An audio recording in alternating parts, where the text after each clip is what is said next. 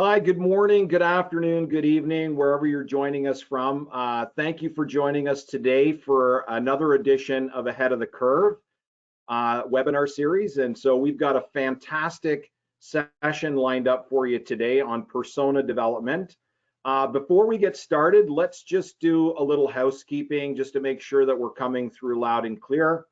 So everybody's muted. You do have an opportunity to add your questions in the chat, but let's just make sure that we've got everybody that we're coming through on the audio. Great. Okay, excellent. The webinar will be recorded, so that's going to be shared with you after the fact as well. We do have a lot of people coming in from all over the world, so there is a lot of, if you do have any issues with the audio, just recommend that you sign out and sign back in again, or you can always try the phone line option that's available for you. So that's great. Just a little bit about WSI. For those of you that don't know, WSI, we've been around for 25 years, and we've literally helped hundreds of thousands of businesses with their digital marketing. And with COVID, we really thought we wanted to do something to give back, to provide some tips and strategies to businesses with their digital strategy on how to get through this whole COVID period. So we've got a great session, like I said, today for you. We've got Cormac Farrelly joining us from Dublin, Ireland. And Cormac's a very experienced digital marketer. He's an international speaker. He's an author in WSI's bestseller Digital Minds on the chapter of persona development. He's joining us, like I say, from Dublin, Ireland. Cormac's also a world-class sailor in his spare time. But we've got a lot of content to get to today, and I know Cormac's agreed to stay a few minutes after the top of the hour for some Q&A in case we run a bit short of time. But for the sake of time, I'm going to hand it over to you, Cormac, to take us through some content here. Well, thank you, Mike, for that kind introduction. Just to confirm that I'm coming through loud and clear? Yeah. Brilliant. Okay. So thank you, everyone, for joining us today on this week's Ahead of the Curve. And I'm streaming live here from Dublin in Ireland. And I'm delighted to share some insights today on a topic that I'm really passionate about. And I guess in the history of marketing, it has never been more important to understand our customers. So today, I'm going to talk to you about buyer personas. I'm going to talk a little bit about what they are. Why does your business need to define them? How do you create them? And then we need to consider, I guess, the time that we're in, looking at the impact of COVID-19, and then I'll summarize with some key takeaways after that. Okay, so as I mentioned, this is a topic that I'm very passionate about, and in fact, it was a topic that I wrote about in our WSI Digital Minds book, and I tried to sum up what a buyer persona was, and really my kind of definition for it was that, you know, a buyer persona is a semi-fictional representation of your ideal customer, and it's based on a combination of market research, customer demographics and behavior, and real data about your existing customers, and that overlaid with our own understanding of their motivations and challenges. And I guess, you know, defining the perfect audience or market, it's a challenge, you know, faced by brands in all industries across the world. And you know, assuming you have a great product or service, getting this right usually leads to success, and getting it wrong has the opposite effect and sometimes leads to failure. So, you know, I guess all our jobs as marketers is to kind of understand how your customer wants to buy, and then we need to help them do exactly just that. So next slide, please, Sharon. So we're talking about why why we think that businesses who are on the call today need to think about buyer personas at the moment. And you know, in today's kind of hyper-connected world, it's all about personalization. And if you communicate with everyone, the reality is that nobody hears your message. So if you want to kind of personalize the conversation in an effective way, you need to know who you're talking to. And you know, sometimes when I speak to clients about this, their concern is that they're going to get too niche and that they'll scare potential customers away. But actually the opposite is true. And if you do this exercise, what you'll find is that you'll still get those other non-essential customers coming to you. Next slide, please, Cheryl. So, when you know your customers, you know how to speak to them. But ultimately, what we're trying to do with this exercise is to craft marketing messages to help your customers or your prospects take action. Next slide, please, Cheryl. And, the first thing to say is that understanding your target customer, that really underpins all other marketing activity. And there's 5 reasons really why your business needs to define these buyer personas. First and foremost, the main reason is fairly straightforward. It's to win more business and to increase your revenue. And what you'll find out is that you'll win business from customers that you want to do business with. So ultimately, they're your more profitable customers, and they'll have the impact on your bottom line. The second thing is when we build buyer personas, one of the things that we concentrate on are the challenges that your customer faces and how you as a brand with your product and service helps them solve those problems. So this ultimately helps you understand what your unique selling points are and why you're an attractive proposition for your customer. And earlier I said that if you talk to everyone, no one hears your message. And sometimes the reason for that is what I call boilerplate marketing. And on so many websites I come across, everybody talks about, hey, we're the industry leading software solution. We have scalable solutions and other jargon laden phrases like that. So we want to avoid those. The other thing, that we talk to clients about, and I know the WSI consultants that you work with locally in your local geographies, talk a lot about content marketing. And when we go to clients, some of the feedback we get is, hey, I'm investing a lot of time and effort on building content, blogs, white papers, all those sort of things, but it's actually not generating me any additional business. And I guess the missing link in the content strategy, from my opinion, is this whole concept of buyer persona. Because the reality is that if you understand your customer and you know what they're interested in reading, then ultimately production of the content is going to be a much easier exercise. And then the final element is ultimately crafting the perfect message to woo the customer. So that's the holy grail. And if we get to that, then we've a much better hit rate in trying to convert them into business. So as I mentioned, a lot of this content is covered in our Digital Minds book. So on page 29, there's a full description of each of these kind of reasons. So we can pop to the next slide, please, Cheryl. Okay, so switching gears a little bit, I'm going to talk to you about how we create buyer personas. And it ultimately starts by having a kind of a brainstorming session with your team. And I always recommend that you get the management team in your organization, the marketing department, sales guys, customer support, and any frontline staff, that ultimately help, deliver your product or service side, and discuss what the ideal customer looks like for your business. And sometimes it seems a little awkward at first, but it's important to give them a name and to consider some of the demographic considerations that are important for this ideal customer. So when I say demographic, I'm talking about, are they male or female? What age are they? Things like that. And, then ultimately there's 7 questions that we want to tease out about each of these personas when you have the group together. We talked about who they are, but we're looking at things like what's important to them, what influences their decision to buy, how we communicate with them, things like that. And if we could just move to the next slide, the way that we do this, you need to have a process, I guess, around building these personas. And the example on the screen now is kind of doing this in a live environment in an office setting. And the good news is, I suppose, considering our current situation, is that there are tools that we use at WSI to do this over a video conference like this. and in that way, obviously location is not an issue. This persona building exercise is something that your WSI consultant can help you with.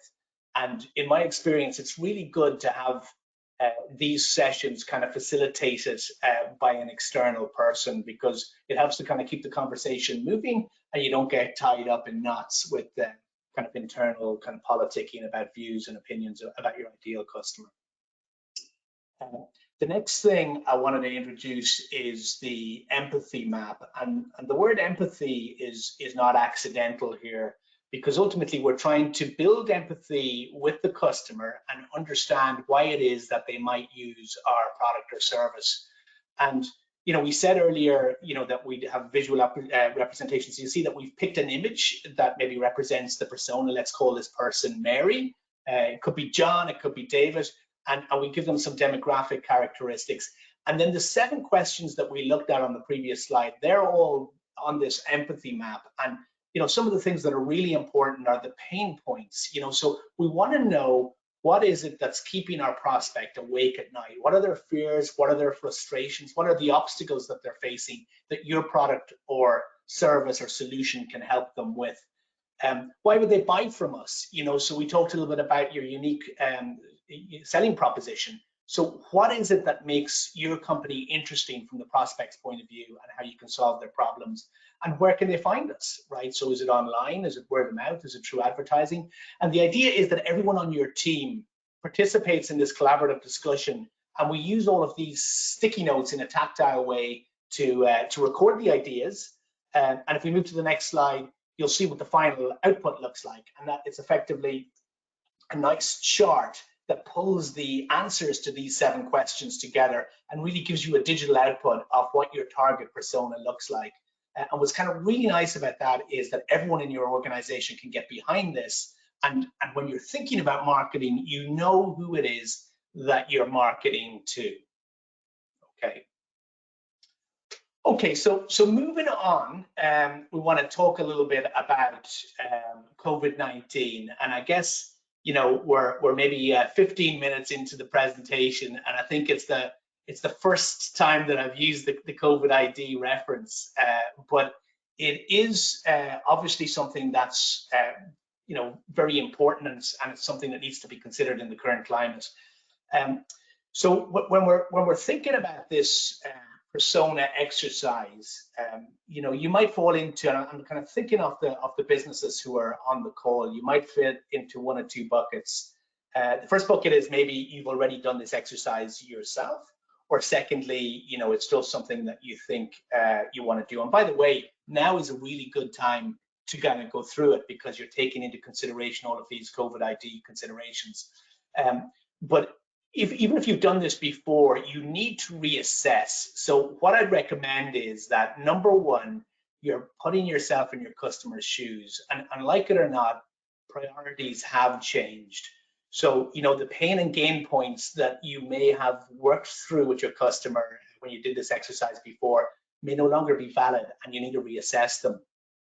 And you need to take into consideration and have empathy for what they're feeling right now. So, it's understandable that, people who are running businesses or who are decision makers in your potential prospects, minor if your product or service is B2C, maybe there are some personal issues that the person is going through at the moment, and they're now probably taking priority. So what they need from you right now may be different from what it was even going back a couple of months ago. So it's kind of really important that you're putting that into consideration. And what I wanted to share with you was a study from Klaviyo. They're an e-commerce platform, and basically they've been collecting data from millennial and Gen X individuals from their shopping behavior since the COVID outbreak happened.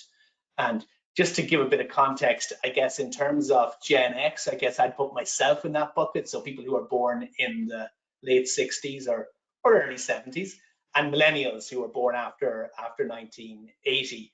And the first bubble there is this is a female Gen X type person, and she's saying, I'm at the point where I don't want all of the brands I'm purchasing from telling me about the virus and what they're going to do about it. I've become exhausted by the messaging.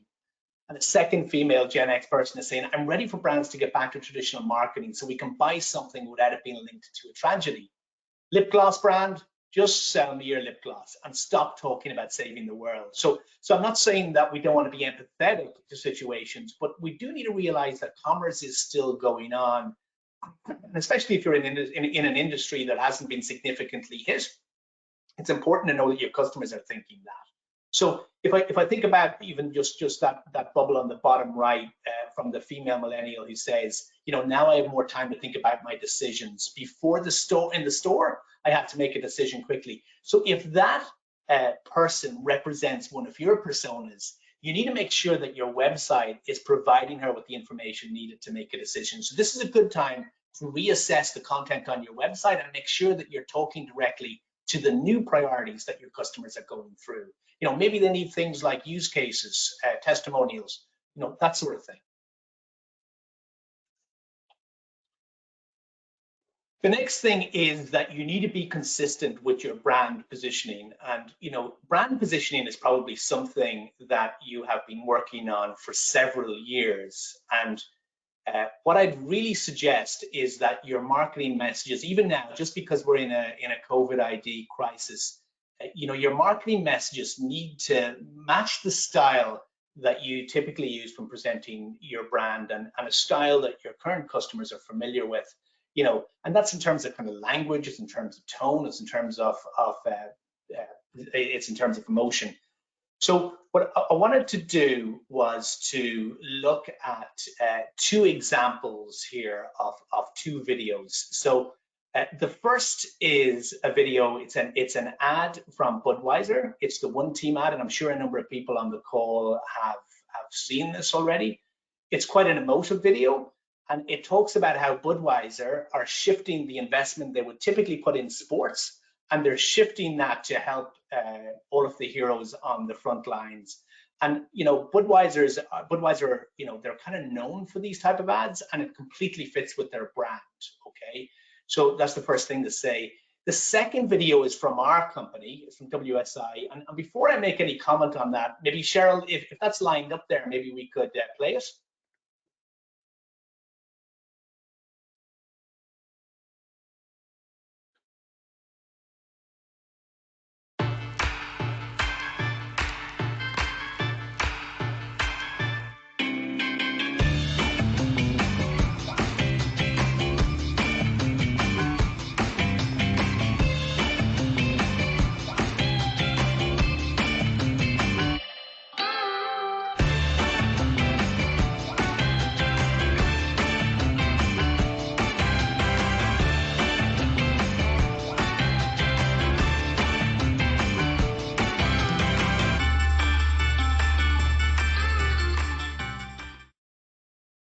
Okay, so you can see, I hope that video played okay for everyone, but you can see that it's a little tongue-in-cheek. The tone is upbeat, and that's intentional. We stayed away altogether from the emotive aspects of COVID, and instead, we're really focusing on the positive points, and we're acknowledging the reality. We know that everyone's at home, that people are struggling to try and merge business and personal activities in the house.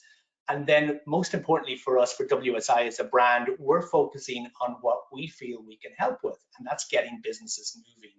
So what I'd encourage you when you're putting together your own brand positioning, that you take into consideration what best presents you and continue with that same line of thinking.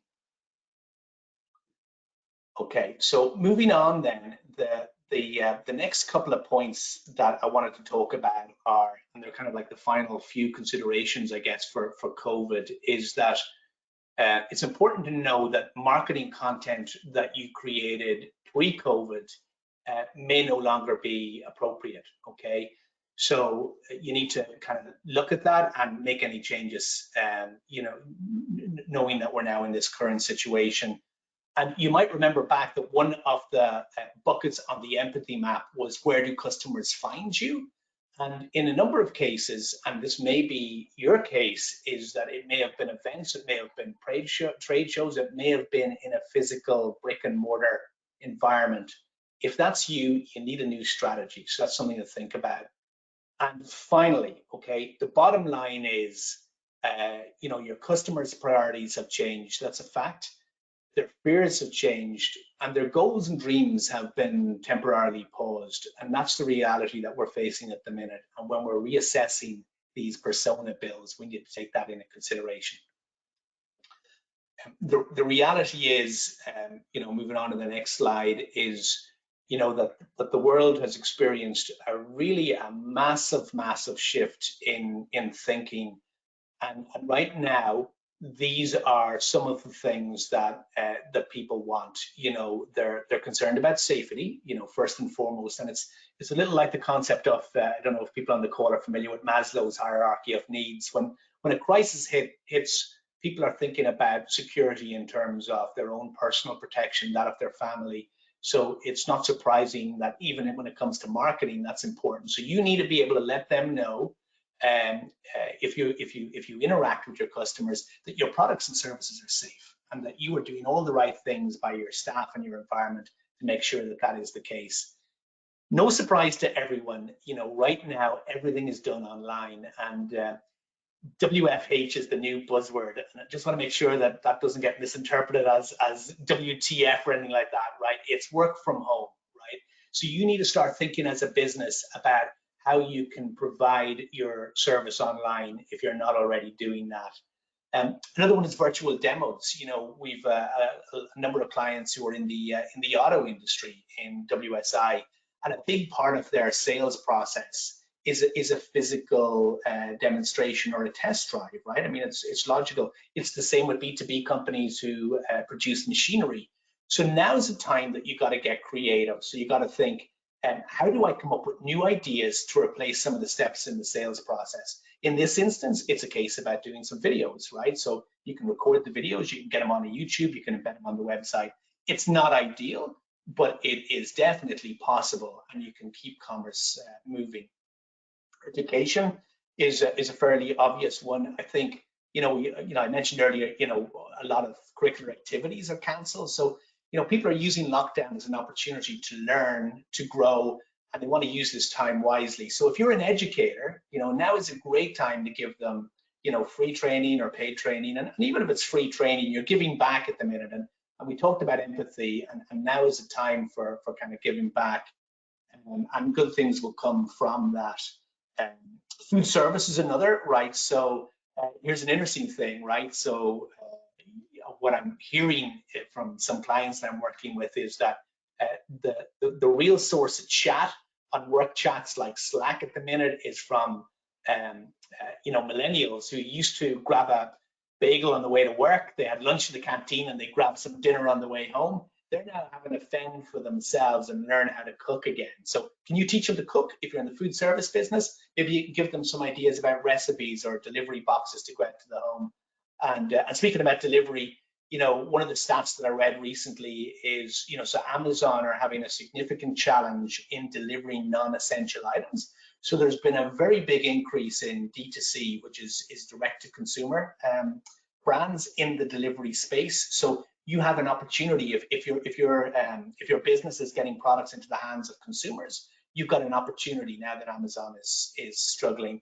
But the number one question that you need to ask is, how can your business pivot? Because it needs to pivot right now to incorporate some of these things and emphasize them in your marketing and advertising.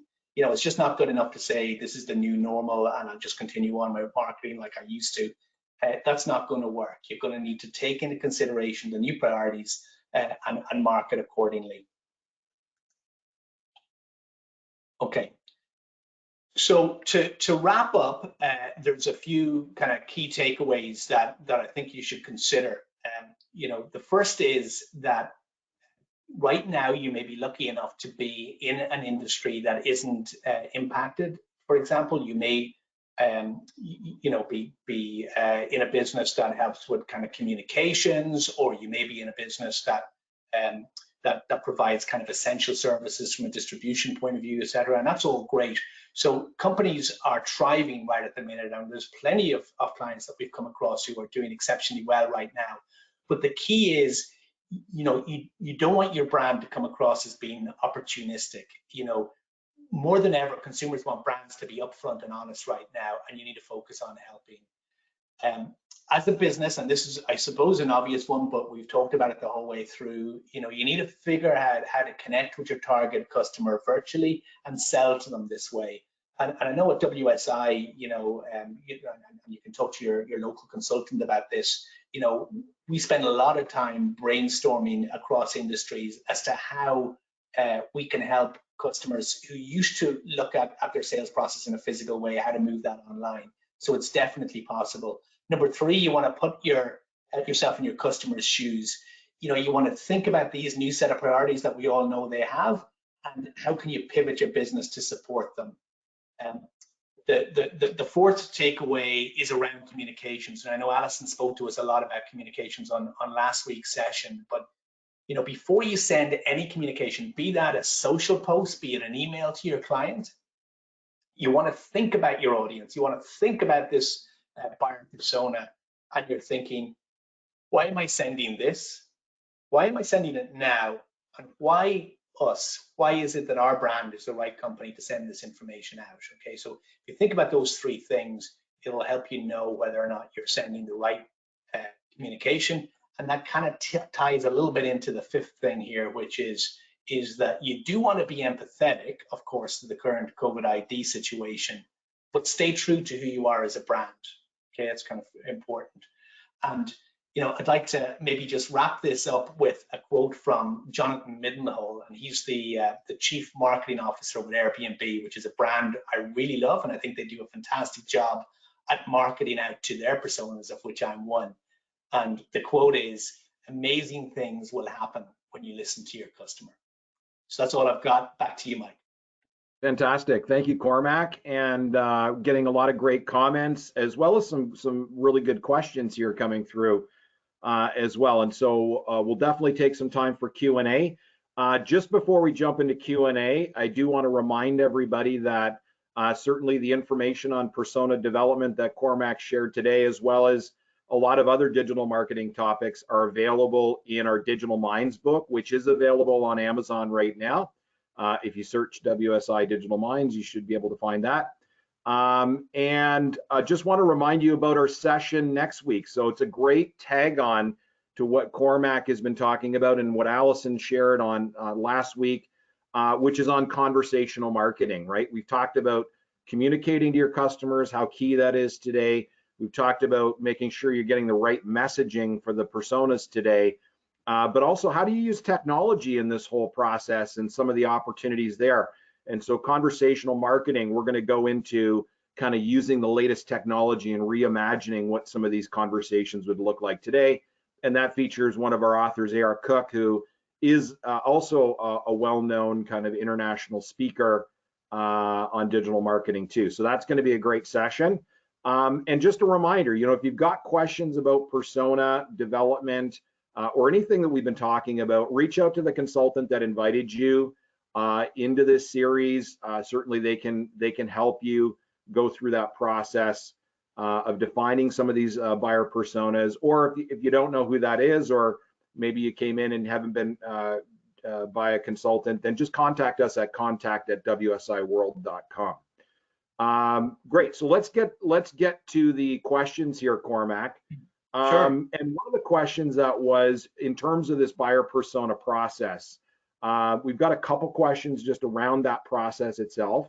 And so one of the questions was regarding the Post-it notes in terms of using that process and so forth. And I think you recommended that you try to get as many people in the organization involved in that process. And the empathy map I think you shared would kind of help direct that. And so can you just maybe give a little bit more information about how that process goes and typically how long it would take to develop that? Yeah, okay, great question, by the way. So, as I said, with the session, the reason why we're getting all of these different people from the organization together is that they have a different perspective on things, right? So, customer service versus marketing versus sales. And, you know, first and foremost, it's a brainstorming session, and that's why it's best facilitated by somebody outside of your company, because you need to kind of keep the conversation moving. The concept of the empathy map is that you hang a very large, if you're doing it in a physical environment in your office, just bear with me for that for a moment, you'd have a large A5 sheet, okay, and you would basically go through for each of your personas. You know, you would use post-its to get ideas on each of the topics. So when we talk about pain points, you know, people would just start jumping out, well, I think this is one of their pain points, I think this is it, and there's no bad ideas, right? So you just capture everything and get it down on the post-its, and then you use kind of different color post-its for each of the different areas. What's interesting is the way that the human brain works is graphically. That's a really, really good way to do it, because people see progress and they see that it's moving on. And we struggled for a while, as you know, Mike, to try and find a good software to go do that. And the good news is, you know, at WSI now we have a software solution that allows us to take that very kind of tactile offline mechanism and bring it online. So it's very similar. You're dragging the post-it onto the screen, you're recording it right in front of everyone, and it works really well on a call like this, and can be super collaborative. Okay, terrific. And so we've got a couple questions just about the change of I guess change of the persona. You talked about the baby boomers, the Gen Xers, the millennials, things like that. Anything else you've sort of come across as it relates to that, or any advice in terms of, you know, if that millennial is your target, is there any advice you would give in terms of how to kind of understand a bit more about their, you know, what's driving them or their pain points or their motivations today? Yeah. You know, it's a really good point, and I think one of the things that we need to be very careful about, and I'm always reminded by this by, you know, a number of people on my team who are kind of in that millennial space, if you want to call it that, is that you end up creating a stereotype. So I guess the example that I showed today was to get people thinking. It was to say, well, hold on a minute, maybe not everybody is thinking about COVID-19 all of the time, and maybe there's still an opportunity to do some normal marketing while still being empathetic. Okay, so that was really the point I was trying to make there. Now, I also said, hey, if this person was your persona, what would you do to, knowing the things that they're thinking about, what is it that you would do to help solve their new priorities? Okay, but we want to be very careful. I mean, there's a persona type that I call elastic Elaine, right? It's where you end up coming up with a persona based on what you want them to be rather than the real person, right? So I think what I'd suggest is that it's fine to have a guide with a particular persona, but you need to make sure that it really does fit the person that you're selling to. Okay, great. And you know, is this process something that's typically just, you know, for bigger companies, or is this something that any company could be doing? Yeah, that's a great question. You know, so I think what I'd say to that is that it's an essential thing to do if you're a company where you need to make sure that you get your marketing right. So it actually doesn't matter whether you're small or if you're big. So like if you're a small company and you're making let's say you were making an investment of, you know, $50,000 or something like that. I mean, that's probably a significant investment for the company.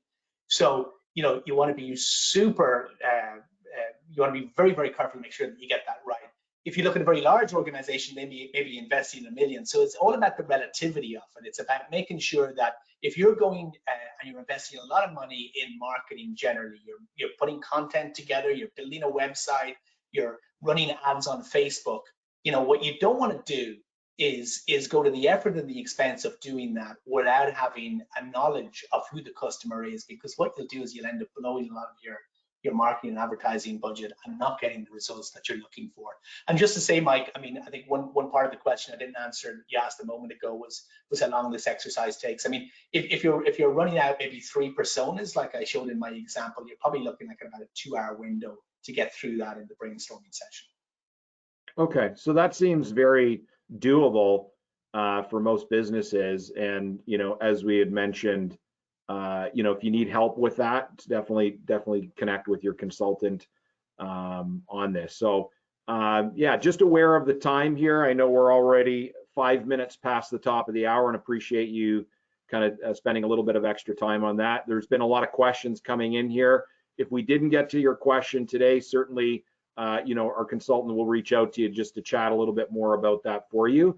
And so again, and if you haven't, you know, don't know who that is, connect with us at contact@wsiworld.com, and we're happy to do that as well.